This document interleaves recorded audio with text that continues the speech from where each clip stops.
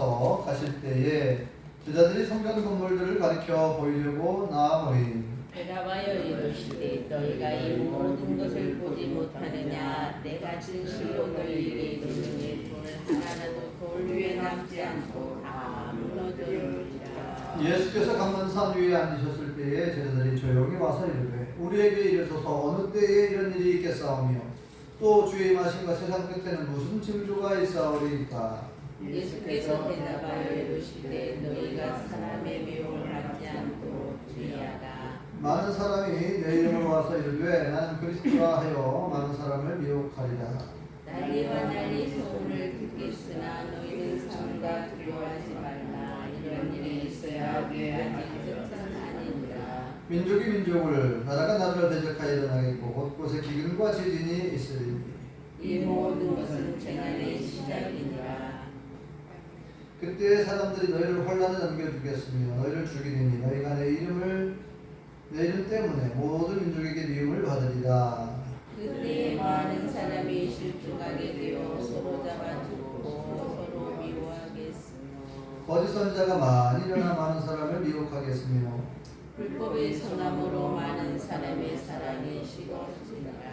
그러나 끝까지 견디는 자는 구원을 얻으리라. 이 천국 복음의 모든 민족에게 증언되기 위하여 온 세상에 전파되리니 그제야 끝이 오리라. 아멘. 할렐루야. 하나님의 크신 복이 함께 하실 줄 믿습니다. 우리 옆사람 같은 사람 인사해 주셔서 반갑습니다. 참 잘 오셨습니다. 네, 봅시다. 네, 오늘은 2024년 마지막 주일입니다. 52주가 있죠. 1년은 52주인데 오늘이 바로 52주째 주일이에요. 그동안에 하나님께서 우리의 삶을 지켜주셨는데 감사한 마음을 담아서 하나님께 감사의 박수 올리겠습니다. 하나님 감사합니다. 우리의 삶을 지켜주시고 하나님 동안 지켜주셔서 감사합니다. 네, 2024년이 시작된 지가 엊그제 같은데 벌써 마지막 주일이 되었고 며칠 안 남았네요. 이렇게 모든 것은 시작이 있고 끝이 있다는 것을 알 수가 있습니다. 모든 동식물도 마찬가지죠. 모든 동식물들도 태어날 때가 있고 씨앗을 심을 때가 있고 자라서 열매를 거두고 또 죽게 되죠. 네. 태어날 때가 있고 죽는 날이 있습니다. 사람도 태어날 때가 있고 죽음을 맞이할 때가 있죠. 그런데 오늘 본문에 보니까 이 세상의 역사도 이 세상도 시작하는 때가 있고 끝날 때가 온대요. 이 세상 끝. 그래서 오늘 본문에 예수님께서 그 끝날에 있을 징조, 그 징조를 미리 예고해 주셨어요. 미리 알려주셨습니다. 세상 끝에. 이제 예수님의 제자들이 예수님과 함께 예루살렘 성을 이렇게 성 밖으로 나오게 되었는데 예루살렘 성이 그 당시에 건물로 볼 때 아주 화려하고 아주 훌륭하게 높은 성벽으로 멋진 돌로 이렇게 쌓여져 있거든요. 그래서 제자들이 예수님에게 이 예루살렘 성을 한번 보십시오. 성은 너무나 멋지지 않습니까? 너무나 훌륭하지 않습니까? 라고 이제 자랑하려고 하는데 예수님께서 미리 알고, 근데 뭘 자랑하려고 하는지 미리 아시고 이렇게 말씀합니다. 너희들이 보는 이 돌로 쌓은 이 성이 돌 하나도 돌 위에 남지 않고 다 무너뜨려지리라. 돌 하나도 돌 위에 남지 않고 다 무너진대요. 네? 여러분, 우리가 벽돌을 쌓을 때도 밑에서부터 이제 벽돌을 쌓을 거 아니에요. 이렇게 계속 쌓아 나가잖아요. 또 쌓아 나가죠. 쌓아 나가는데 보통 이 벽을 헐 때에 헐면은 위에가 많이 무너지고 밑에는 좀 남아 있잖아요. 밑에는 좀 그죠? 벽을 허물면 밑에는 좀 남아 있거든요. 그런데 뭐라고 말씀하냐면 돌 하나도 돌 위에 남지 않고 싹 다 무너진다는 거예요. 다 무너진다. 그러니까 이제 제자들이 놀래가지고 아니 언제 그런 일이 일어납니까? 이제 이런 성이 무너진다는 건, 성이 무너진다는 것은 뭐예요? 외부로부터 침략, 공격을 받아가지고 성이 무너지는 거예요. 그죠? 전쟁이 일어났을 때 이 성벽이 무너지는데 언제 이런 일이 일어나는 겁니까? 그리고 주의 임하심과 세상 끝에는 무슨 징조가 있겠습니까? 하고 물어봐요. 그래서 예수님께서 크게 5가지를 얘기해 주죠. 세상 끝에는 이러한 징조가 있게 될 것이다. 여러분 징조 아시죠? 징조. 그러니까 뭐 예를 들자면 우리가 옥수수 씨앗을 심더라도, 옥수수를 예를 들겠습니다.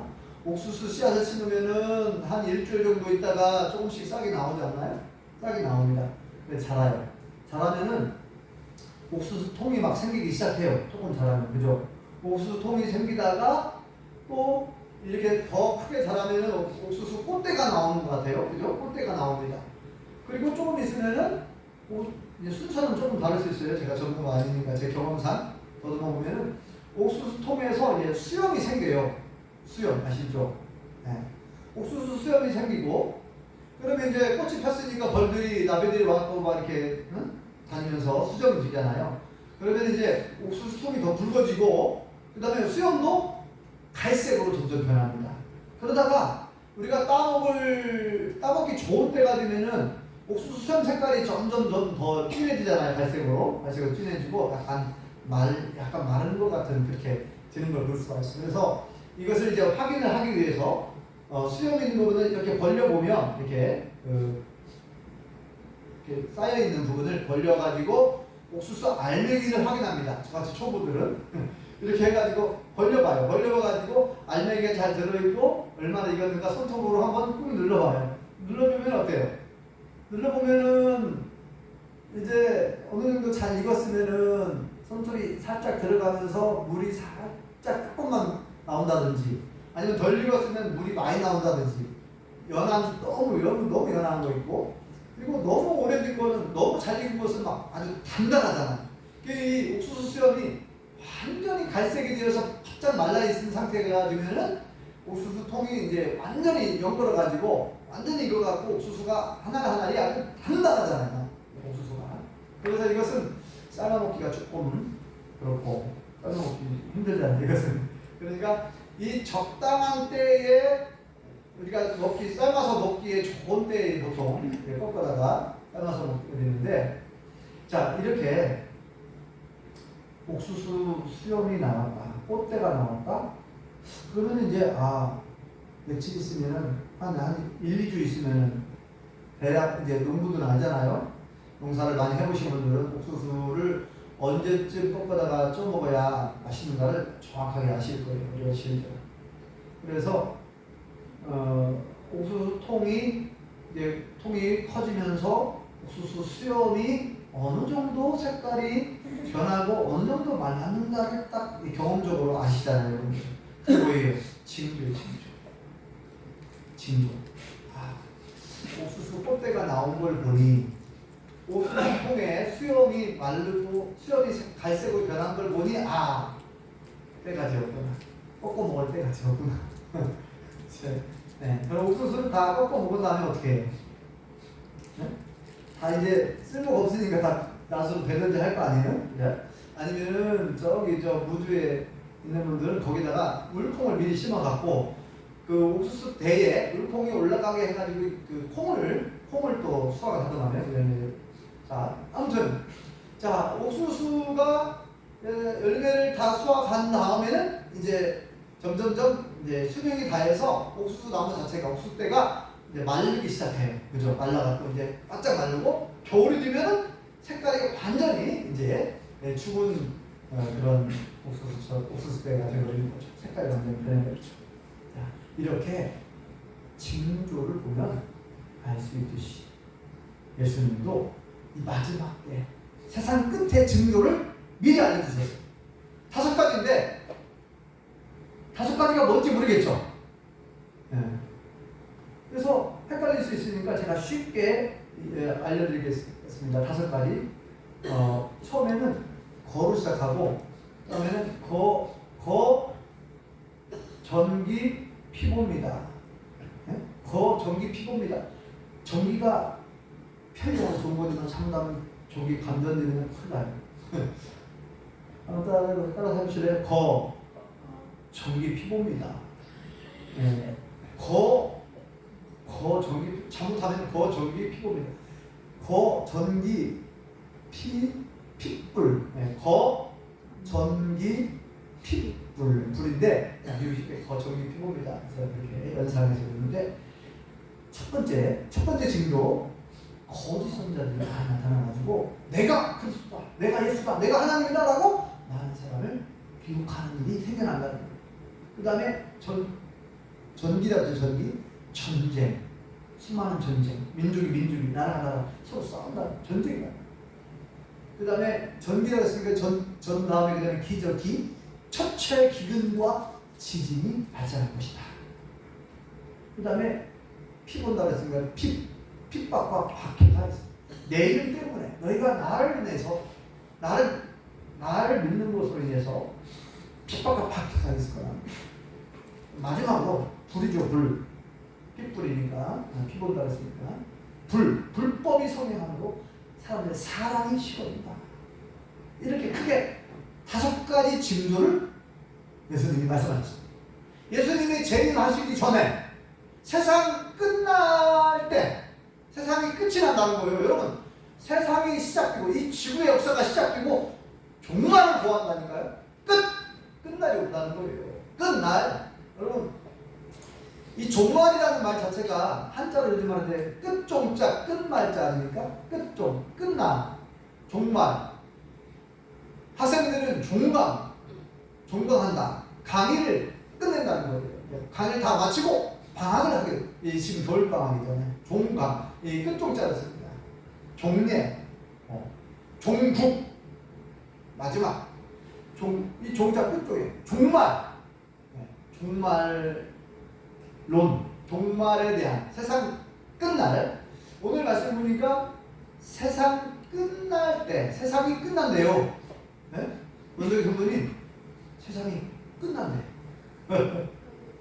세상이 계속되는 게 아니라 세상이 끝이 난다는 거예요. 이 세상이 종말을 보할 때가 온다는 거예요. 언제 그런 일이 일어난다고요? 무슨 일이 있는다고? 그런 세상 끝날이 다가오면 무슨 징조가 나타난다고요? 아까 5가지 얘기했잖아요. 자, 예수님이 다시 재림할 때가 되고 이 세상이 끝이 난다는 거예요. 이 세상이 종말한다는 거예요. 끝이 나는 거예요. 세상 역사가. 예수님이 그때가 재림하는 때인데 징조를 미리 알려줬단 말이에요. 자, 예수님의 재림의 때가 가까이 오고 세상이 끝나는 그 마지막 때가 되면 어떠한 징조가 일어난다고요? 많은 거짓 선지자, 내가 예수다, 재림 예수다, 내가 하나님입니다 하고 이런 거짓 선지자가 나타나가지고 사람들 미혹한다. 지금 얼마나 많은 일이 여러 번 얘기했잖아요. 내가 굳이 얘기 안 하겠어. 하도 많아가지고 우리나라에만 자칭 예수님 하나님이라고 하는 사람이 40명이 넘는다고. 그 다음에 수많은 전쟁, 난리와 난리, 전쟁과 전쟁, 민족과 민족이 나라 안에서도 서로 막 정복은 반정복은 서로 싸우고. 여러분 뉴스 들어서 아시죠? 시리아도 정복군과 반정복은 계속 막 싸웠잖아. 그래서 뒤에서 배후에서 러시아가 도와주고 또 배후에서 미국이 도와주고 서로 무기를 대주는 거예요. 서로 자기 편 만들려고 시리아를 서로 자기들이 차지하고 싶어서 이렇게 대전처럼. 러시아와 우크라이나 전쟁도 그렇고, 러시아 우크라이나 전쟁, 이 세계에 전쟁이 끊이지가 않아요. 서로 욕심 때문에 서로. 자, 이렇게 수많은 전쟁이 많아졌습니다. 그죠? 그 다음에 기근과 지진. 아니, 잘 살면 잘 살수록 굶어 죽는 사람들이 없어야 되는데 지금 또 굶어 죽는 사람들이 많다는 거예요. 그리고 지진이 얼마나 많아졌는지 과학자들이 얘기하잖아요. 옛날보다 10년 전보다 10년 후가 지진이 훨씬 많아졌다는 거예요. 화산도 똑바로하고 막 계속 일어나고 있어요. 지진이 많아지고 있어요.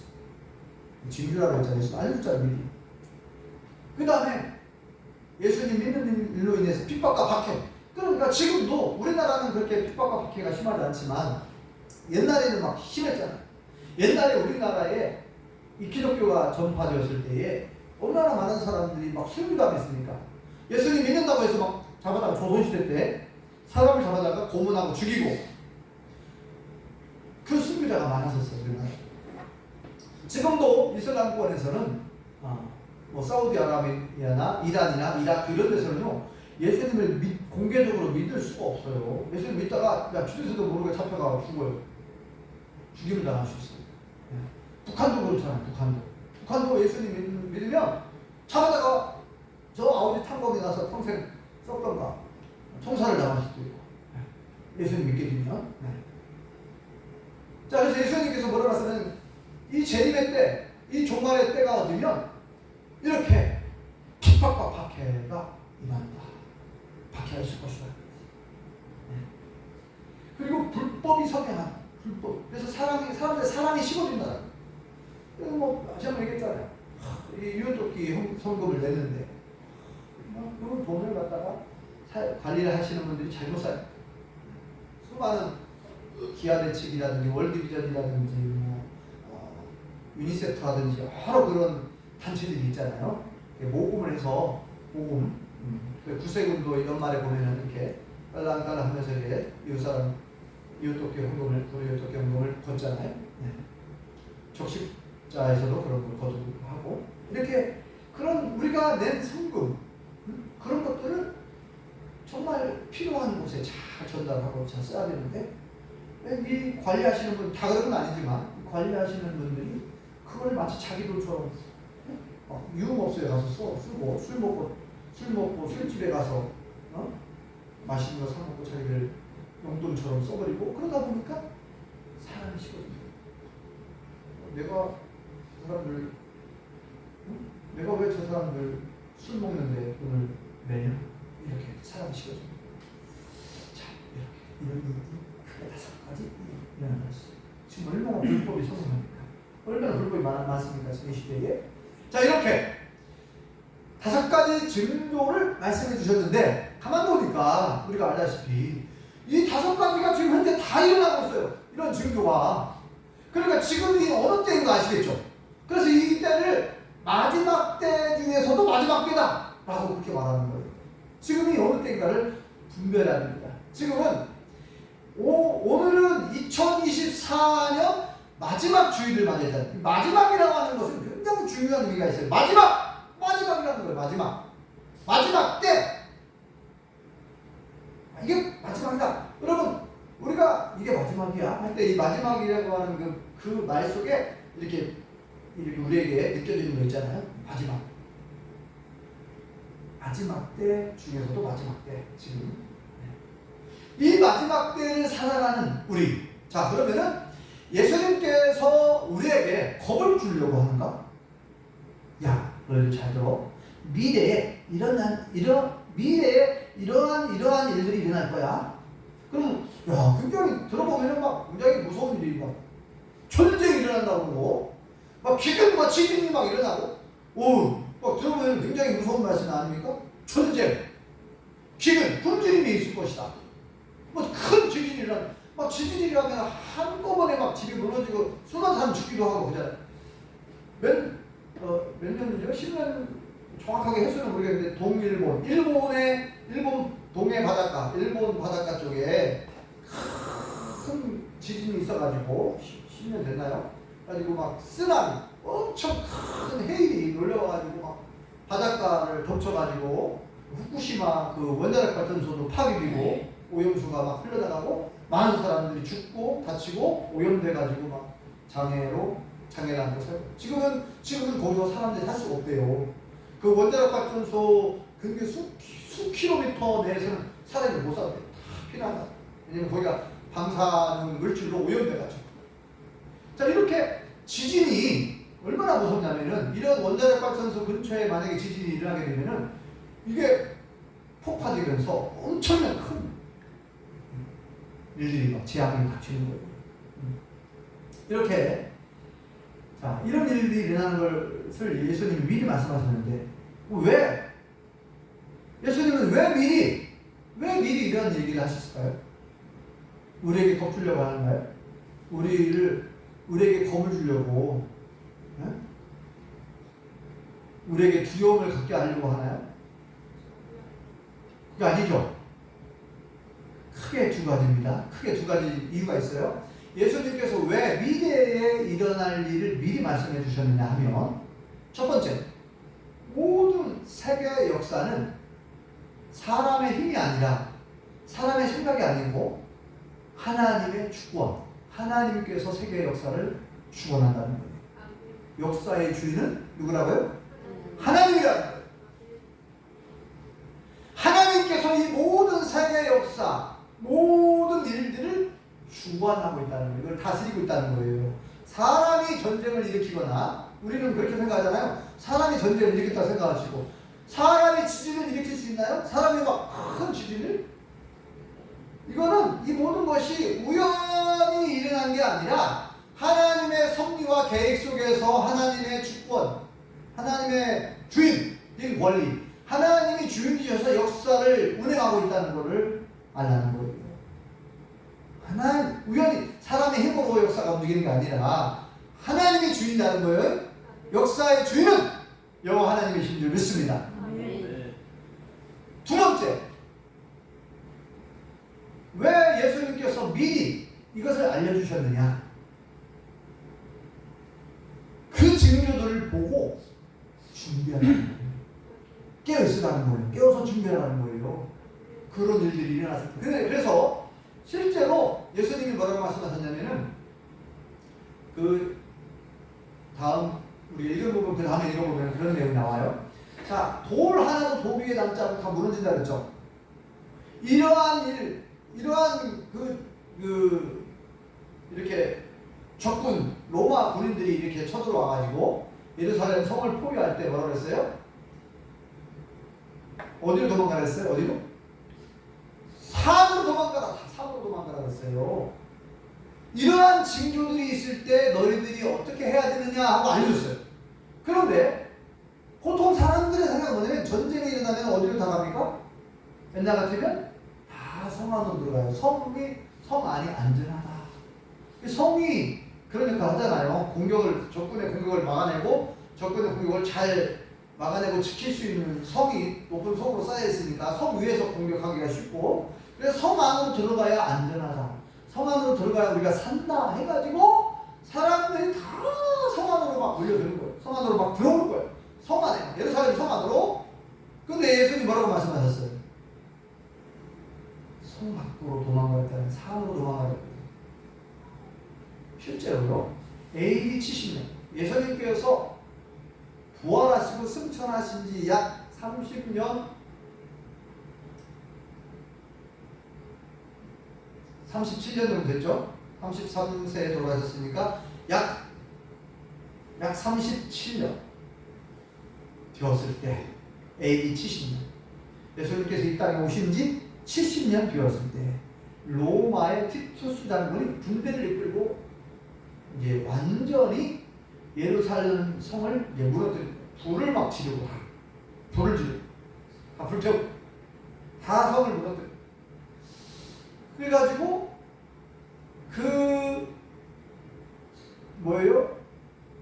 이스라엘 유대인들이 성 안에 들어온 사람들 다 죽었어요.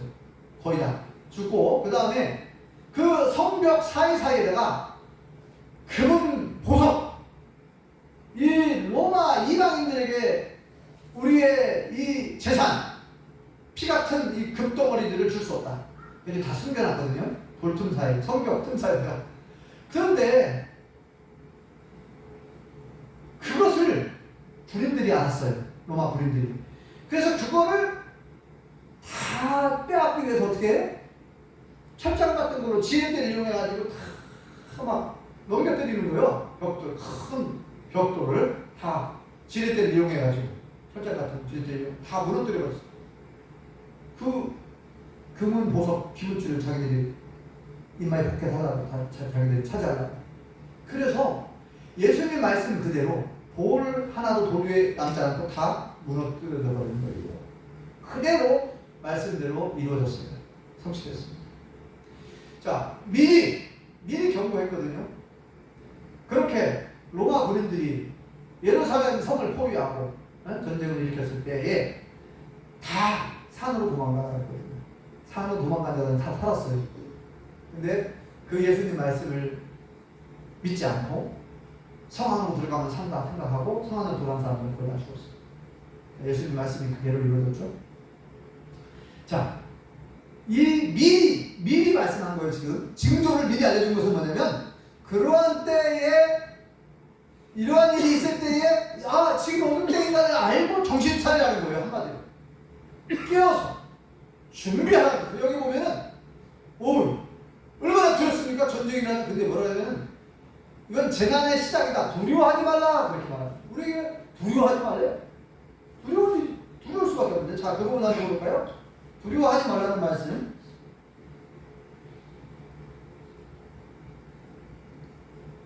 6절을 읽어보겠습니다. 6절 24장 6절 시작. 난리와 난리 소문을 듣겠으나 너희는 삼가 두려워하지 말라. 이런 일이 있어야 하되 아직 끝은 아니니라. 7절요. 민족이 민족을 나라가 나라를 대적하여 일어나겠고 곳곳에 기근과 지진이 있으리니. 8절. 이 모든 것은 재난의 시작이다. 아멘. 자, 이 모든 것은 재난의 시작이다. 난리와 난리, 또 전쟁, 이러한 일이 있을 때 두려워하지 말래요. 어차피 이것은 일어날 일인데 두려워하지 말래요. 왜요? 우리는 하나님의 보호 아래 있고, 그죠? 설령 우리가 죽는다 하더라도 우리는 구원을 얻었고 영생을 얻었잖아요. 우리는 죽어도 사는 줄 믿습니다. 그죠? 그러니까 죽음을 두려워하지 말라는 거예요. 그 전쟁 때문에 내가 죽을까봐 두려워하지 말라는 거예요. 누굴 두려워해야 됩니까? 우리는? 하나님 한 번만 두려워하라는 거예요. 어차피 인생은 어차피 죽어요. 어차피 언젠가는 죽는데 그 죽음을 끝이 하면 우리 다시 부활하잖아요. 영원히 살거든요, 천국에서. 그러니까 그 죽음도 두려워하지 마라. 이건 재난의 시작이고, 그리고 그 이유도 좀 말씀하시는데 두려워하지 말라고 그러죠. 그리고 우리가 이러한 일이 있을 때에 준비하라. 마지막 24장 마지막 부분에 보면 우리가 어떻게 해야 되는가를 얘기합니다. 우리가 내용이 길기 때문에 다 얘기 안 읽었어요. 그러므로 너희는 어떻게 하라고요? 깨어있어요. 그러므로 너희는 뭐하라고요? 준비하고 있어요. 이 마지막 때를 살아가는, 자, 오늘 2024년 마지막 주일을 맞이했고, 지금 우리가 다시 한번 이 마지막 주일에 지금이 어느 때인가를 다시 한번 우리가 예수님 말씀하신 그 말씀에 근거해서 어느 때인가, 지금 이 시대가 어느 시대인가를 다시 한번 생각해보자는 거예요. 이때를 우리가 때를 분별해야 되는 거예요. 이 때를 분별하지 못하면은 뭐예요? 철부지예요, 철부지. 철부지라고 하죠. 보통 우리 어린 아이들을 철부지라고 합니다. 철부지 어린 아이들이 지금이 여름인지 겨울인지도 모르고 막 겨울에 빨가벗고 막 바깥으로 나가기도 하고 겨울에 그냥 잠옷만 입고 내복만 입고 나가고 막 그래요. 애들이 때를 모르잖아. 집 안에는 따뜻하거든요. 집 안은 따뜻하니까 이렇게 입고 나가서 놀아도 되는구나. 근데 어른들한테 야 이거 큰일 나가지고 부모님들은 따뜻한 장갑을 입혀서 내보내잖아요. 똑같아요. 우리 어른 성도인데 우리가 이 영적인 때를 모르면 영적으로 철부지가 되는 거예요. 우리는 영적 철부지가 되면 안 되죠. 이 때를 분별해야 되는 거예요. 영적으로 지금이 어느 때인가. 하나님께서 예수님께서 말씀해 주신 이 말씀에 근거해서 지금이 영적으로 어느 때인가. 이 때를 분별해야 되는 거예요. 이 때를 분별을 못하면 영적으로 철부지예요. 이 마지막 때에 그러면 우리가 어떻게 해야 되는가 말씀하셨죠. 분명히 깨어있어라. 잠들어 있으면, 영적으로 잠들어 있으면 지금 어느 시기인가를 모르는 거예요. 이거 뭐예요? 두 번째, 준비해야 되나요? 뭘 준비해야 됩니까? 우리는 뭘 준비해야 될까요? 이 마지막 때를 살아가는 우리가 뭘 준비해야 될까요? 크게 두 가지를 준비해야 되는데, 첫 번째, 믿음을 준비해야 될 줄 믿습니다. 믿음이 없으면 구원을 얻지 못합니다. 믿음이 없으면 천국 못 가요. 그래서 믿는 자는 구원을 얻으리라. 믿는 자는 영생을 얻으리라 그랬죠. 예수님이 얼마나 걱정하셨냐면 이렇게 얘기했어요. 말세의 믿음을 보겠느냐. 말세 마지막 때에 믿음을 지키는 사람들이 과연 얼마나 되겠는가 염려하는 투로 말씀하시더라고요. 말세의 믿음을 보겠느냐. 점점 사람이 살아가는 이 세상은 점점 편해지고 좋아지잖아요. 우리나라만 보면 점점 살기가 편해지고 좋아져. 에? 우리나라 사람들은 굶어 죽는 사람 없잖아요. 점점 살기 좋아지고 편해지고 편리해져요. 여러 가지로 편리해집니다. 그냥 1,000원만 내면 어디든지 가잖아요. 지난 가면서. 지금은 너무나 편리해. 전화해가지고 행복버스 부르면 내가 원하는 곳에 태워가지고, 그죠? 얼마나 편리한 시대예요, 지금.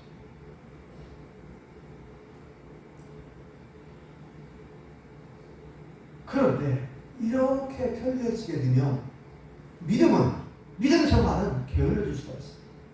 너무 편하니까. 그것이 벌써 유럽의 기독교, 유럽이라는 잘 먹고 잘 사는 복음을 먼저 받아들이고 복음을 먼저 받고 예수님을 먼저 믿기 시작한 유럽의 수많은 나라 사람들이 겪었어요. 엄청 잘 살잖아요. 선진국들이라고 하는 나라는 거의 다 유럽 아닙니까? 영국, 프랑스, 덴마크, 스위스, 스웨덴 이런 선진국들이 거의 다 유럽에 있거든요. 유럽에 이런 나라 사람들이 먼저 예수를 믿었단 말이에요. 먼저 믿음 생활을 했어요. 그런데 잘 먹고 잘 사니까 하나님 없이도 잘 먹고 잘 사는 것 같아. 그러니까 예배도 잘 안 드리려고 그러고 기도도 안 하고 말씀도 안 보고 말씀대로 안 살아. 그러니까 믿음에서 떠나게 되는 거, 하나님을 떠나게 되고 막 그러는 거예요. 미국 어떻습니까?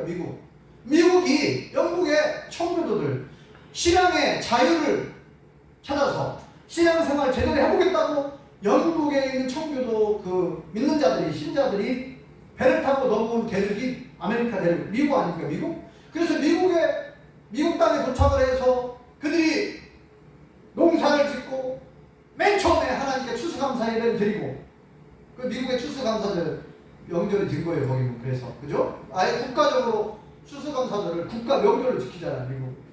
미국이 처음에는 정말 기독교 국가 믿는 사람들이 대부분이었어요. 근데 지금의 미국의 기독교는요 진짜 욕을 얻어먹고 있잖아요. 미국은 더 이상 기독교 국가 아니라고 하잖아요. 그만큼 타락하고 믿음에서 떠나가죠. 믿음을 안 지키니까.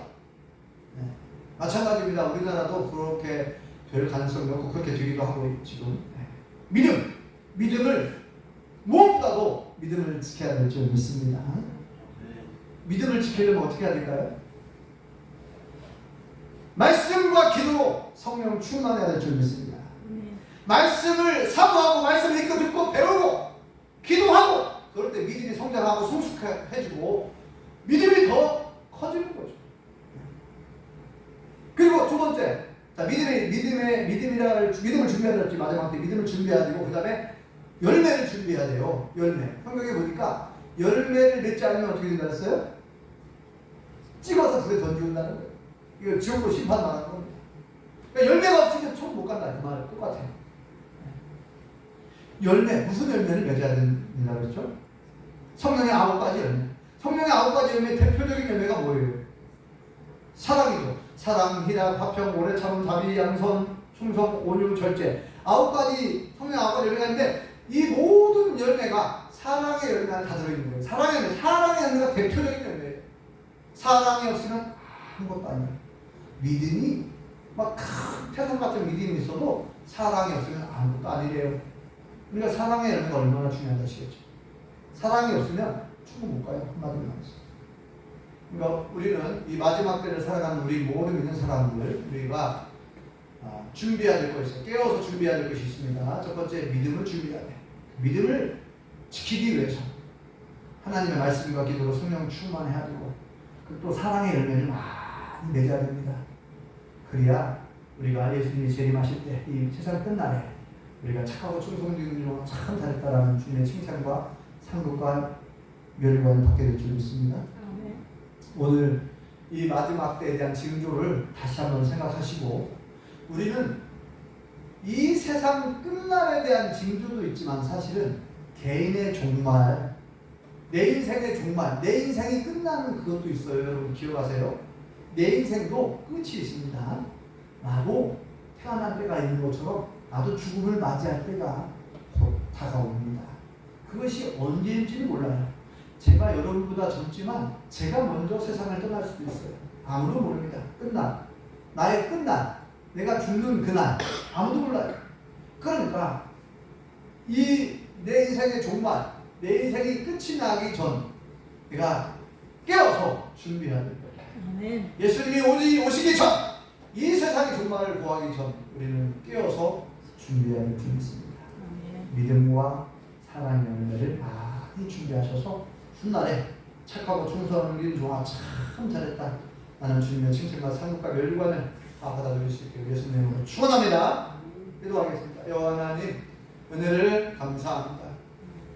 오늘 예수님께서 세상 끝날에 대한 징조를 말씀해 주시고 그러므로 너희는 깨어 있으라. 그러므로 너희는 준비하고 있으라. 라고 말씀해 주셨사오니 우리가 말씀과 기도로 깨어서 믿음을 준비하고 성령의 9가지 열매, 특별히 사랑의 열매를 많이 맺어서 이 땅에 살아가는 동안도 우리 하나님을 기쁘시게 하고 훗날에 천국에 가서 착하고 충성된 동안 참 잘했다. 나는 주님의 칭찬과 상급과 면류관을 다 받아들일 수 있기를 원하오니 우리를 도와주시옵소서. 예수님의 이름으로 기도합니다. 아멘.